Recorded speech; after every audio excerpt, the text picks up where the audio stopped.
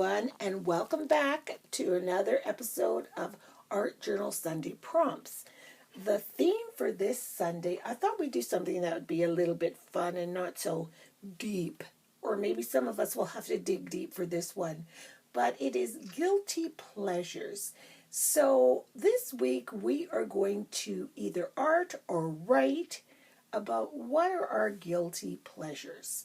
And I have a couple, actually I have three that I want to mention, but the tricky part and what's making me chuckle is how on earth do you present them all on one page. So I'm going to play around with some black gesso. I've only used this maybe once, and so I'm going to try this out, and I'm also going to use my prompt box. For those of you who have never seen this before, this was a box that had some mugs in it. I just put some thicker letters on that said prompts. Inside I have some little suggestions of what to do for backgrounding. And then I saw this one, gesso, then remove. So I'm going to put some black gesso on the page, and then I am going to, actually, you know what? I'm going to start with a bronzed paint, and then, because I mean it's all about guilty pleasures, and guilty pleasures means decadence to me, and all of those things that, you're not supposed to like, but you do, and so some of them are decadent. So I'm going to start off by painting this with a bronzed paint and then drying it off. So I've set my iPhone on the side here so you can kind of put it up a bit. There you go. So I'm using this folk art, what does they call it? It's a folk art acrylic paint, but it's definitely a bronze color. So I'm going to drizzle it. And one thing I wanted to mention for this art journal, or for these art journal Sunday prompts, because my journal is small, I am using always a 2-page spread. I just think it'll be kind of fun. And it's a little bit of a challenge for me. I probably should have put a mat under this, but you know me. Shoulda, coulda, woulda, This is very pretty. Can you guys see the shimmer on that? I love the images that the iPad camera gives, or the iPhone, but I don't have a tripod for my iPad. So I just kind of think, if I kind of lean it a little bit, that should help. There, I put a little bit of paper towel on that side, and I'll do some on the other side. And seriously and honestly, I have not figured out what I'm going to do. I thought it would be kind of fun to just work and create as I go. So it could be a really funny looking page, but you know what? That's the whole fun of all of this. You might hear some little screeches in the background because we have our little grandson overnight. It is Friday night right now that I'm doing this, because I will upload it, or you'll see it on Sunday, but my daughter and I are going on a garden tour this weekend. It was just pouring rain, so I hope it doesn't rain. So I'm going to let this dry. I'll probably dry it a little bit with my heat gun. I'll be right back. This is all dry. It's a very pretty metallic color. So now I'm just going to kind of go over it with black gesso. It's a very black. And the prompt said, put gesso on and then remove. I'm going to use the same brush, just kind of clean it off a little bit on that paper towel over here. Same foam brush. I have no idea where, oh, there's the camera. There it is. Didn't know where the camera was, but same brush. So I'm going over top. And I'm in a messy way, of course, because I don't want it to dry too fast before I get a chance to take it off. This is a fun way also when you're doing art journaling, is to practice different backgrounds and techniques. They're not all going to be perfect. You're not going to like them all, but hey. So I have a piece of crumpled up paper towel here. Just going to go in there and dab and smoosh and see what happens. Stuff is pretty thick. Holy moly macaroni. So I'm just going to keep dabbing it. It's very, very thick and it dries really fast. Oops. So I might even wipe and dab at the same time. I might even spritz some water on here too. Hold on. So I'm spritzing a little bit water as well. And then I will go in there and see. Oh yeah, that's cool. See, when you don't know, you just keep trying. That's a really neat effect. Because it wets the gesso, and then the gesso comes off better. Black gesso is really messy. So I chose another prompt from my little prompt box, and I encourage you guys to make these. They're awesome because it's like all the work done for you. It says paint splatters. So I'm going to go ahead and use some silver paint now.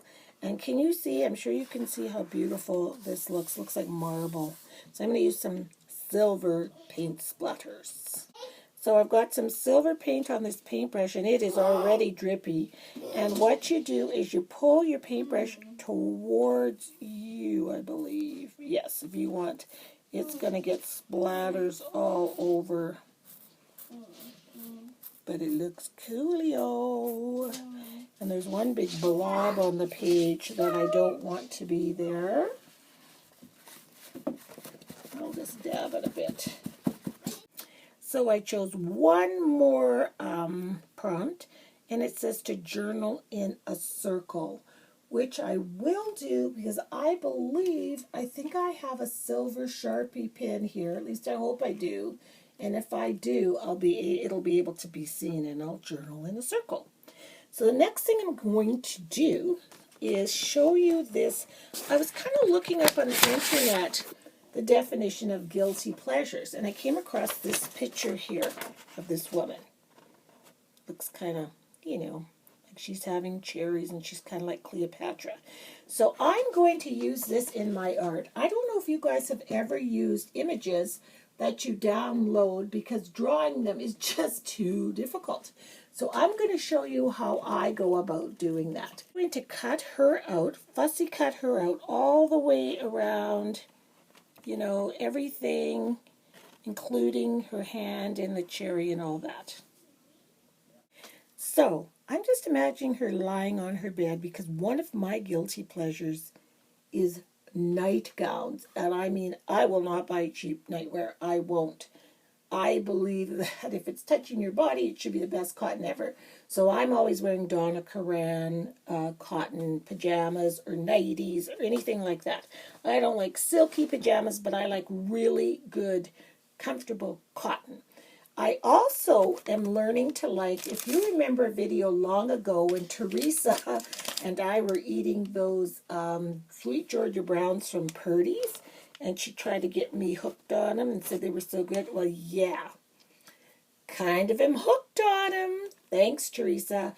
Good thing the store is so far from us, so it's very rare that I ever get these. So she brought these over the other day, and so Richard and I split them. They are so good. So what I'm going to do is try to lay her down and try and imagine her lying. I'm drawing with a pencil, and that would be her chest. And she's just lying in bed, and then her nightie is just flowing over there. There we go. So her other arm won't be seen, and artistically and probably as far as, depth perception, this isn't right. But whatever. So I'm going to cut my nightie. So this Purdy's bag is going to pose as two things, my chocolate love and my nightgown. So I'm just going to try and fit that there. But first, before I do that, I'm going to glue Girlfriend down, and then I'm going to paint her to look like me. And this is what I'm talking about, using a magazine image and trying to totally altering it into being what you want it to be. Even that is not going to be that anymore. It's going to be a chocolate. So I'm using Tim Holtz Distress markers, and I'm just coloring her up. And it was hard to find a color that's kind of my flesh color. And it's very odd when you're doing this because you're like, I don't look like this girl, so why would I do this? But believe me, it's so much fun. You just alter her and try to imagine that I have these beautiful lips and, yeah, you know. By the time we get done with this baby, she'll kind of sort of look like what I would imagine I look like, or she'll look like she has on a facial mask, one or the other.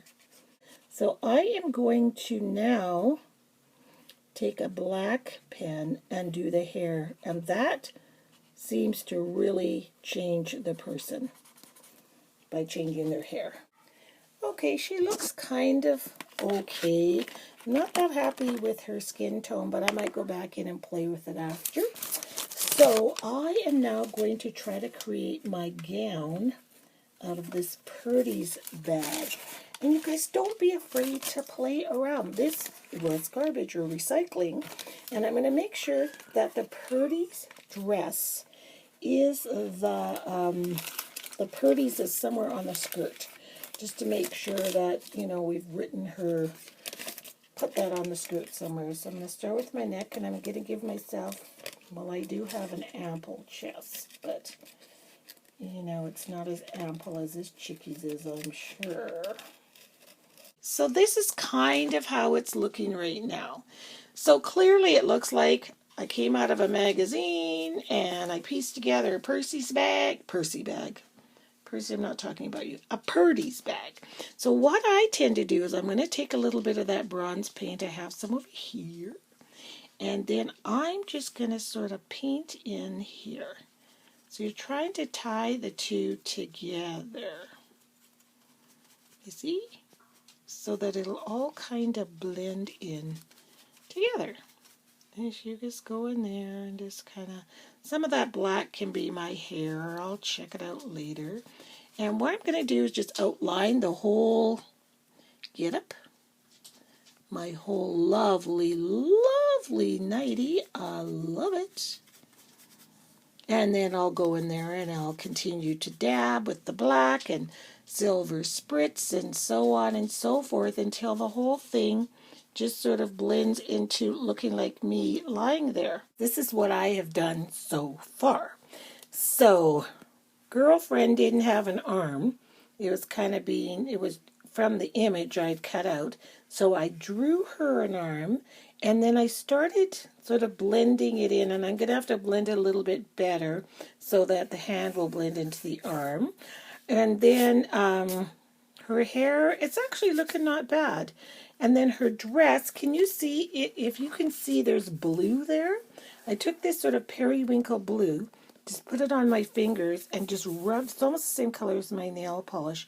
This nail polish is called Butler Please by Essie, but it's almost the same color. And I put a little bit on there and rubbed it in, and it picked up the creases of my nightie. And then I think I'm going to take just a tiny bit of gold. I'm not sure. Yes, gold. And rub it into just to pick up some of that. I took a black Sharpie, can you see, and just ran an outline line. So it almost looks like this girl's been laying here all this time, and she is holding, that was cherry, now it's chocolate, and I kind of put a tiny little gold little thing on it, but chocolates don't really have a stem, so it's just a semblance of the chocolate going into my mouth. And yeah, it's starting to look pretty good. Then I found these silver letters. There weren't many of them left. So I've got guilty pleasure. I had to create for sure the G because I had to take a little bit of the, I had to make the G and the L. So this was an E. And this is what you do with your leftover letters. I cut out the E thingies. And then that thing that was in there for the E, now it's an L. I took that and put it on a C and made it into a G. That's what I do with my stuff, people. I'm not going out buying anything if I don't have to. So I've got guilty and then pleasures I wrote in my white ink. The silver didn't show up. And I started a circle here for where I'm going to journal in a circle. So first I'm going to get some of this. I'm not quite done with her. This is the time when you take out all these background stamps you've had for a bazillion years and use them. And I'm going to use, I think, these little scrolly ones, these little flowers, because I think that would be most like what you would have on a nightie. And I'm just going to use the white Stampin' Up! Ink. And I'm just going to stamp it kind of randomly all over my nightie. Because you know me, I like to keep adding a little bit more background if I can. And this just makes it a little bit more realistic that it is my nightie and not a Purdy's bag. And then once that's dry, I'm going to take some gold, and it'll echo the gold in the Purdy's, and just put it on my finger, use paint, and then just rub it in just to pick up those little creases. So I'm going to tell you some of my guilty pleasures. I mentioned a couple to you. My guilty pleasures are for sure top of the line pajamas. Love them. And I'm in PJs a lot. I like the kind that look like you can get up and wear them like clothes, because I often do that. And just call me Hugh Hefner. And I did buy, though, a really, really cute nighty-ish loungy thing from Target. I think it was by that Tassimo or whatever his name is, that designer. And it kind of has kind of a keyhole back, and it's full length and it's striped. I love that. But to me, no cheap pajamas for this baby. No, no, no, no. Another thing I absolutely love, love, love is beautiful bubble bath. I used to work at a store called Holt Renfrew, and it's a department, it's one of those really exclusive department stores. Anybody that lives in Canada will know there's only one in Montreal, one in Toronto, and one in Edmonton. And I was only 17 or 18 when I worked there, but I was trained by these very classy senior citizens that used to run the makeup department. I was the manager of the Miss Renfrew department. That was like junior wear and stuff, but it was high, high end. So when I would go to chat with these older ladies, they would tell me, only put this on your face and only do this. And they got me using, at the time it was called Princess Marcella de Borghese, but now it's Borghese. And I've only, since then, only used that for mask on my face. That's the only thing I'll put on my face. They taught me about VitaBath. At the time, it had been imported from Europe.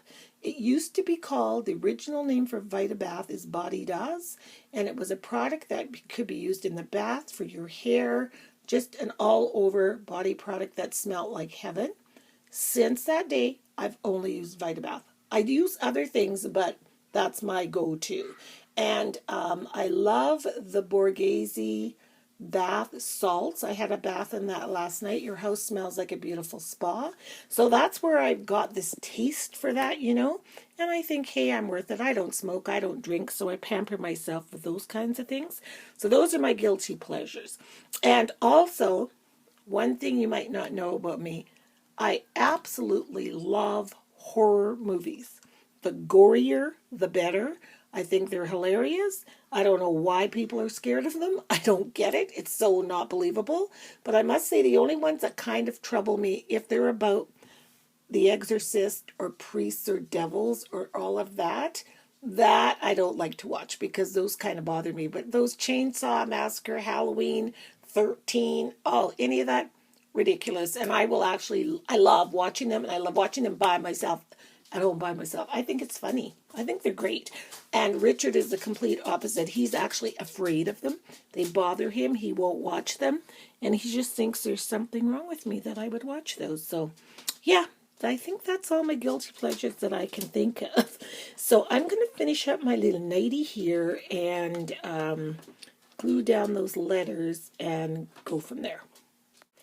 Here is my finished page. So you can see how I went over the little flowers in the nightie there, and then I just smooshed it with some gold paint on my fingers. And I just want to leave the pretty on there because I mentioned before I love those Sweet George Browns and I love nighties. So you can see how you can take an image from a magazine. It was just that head and part of that hand, and create it into a completely different thing. I'm still going to blend this arm in. It's not completely dry, but I will get that color blended a little bit more so the hand doesn't look like a chicken wing. Kind of looks like a drumstick. But, you know, it was fun. And my background is all of that bronze and then the black gesso and then the splatter.